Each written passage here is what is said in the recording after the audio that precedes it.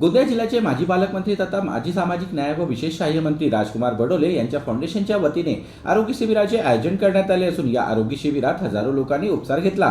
अर्जुनी मोरगाव विधानसभा क्षेत्राचे माजी आमदार तथा माजी मंत्री राजकुमार बडोले फाउंडेशन आणि आशा हॉस्पिटल नागपूर यांच्या संयुक्त विद्यमाने रुग्णसेवा हीच ईश्वर सेवा हा ध्यास घेत अर्जुनी मोरगाव विधानसभा क्षेत्रातील नागरिकांसाठी भव्य निःशुल्क आरोग्य शिबिराचे आयोजन ताळगाव या ठिकाणी करण्यात आले होते।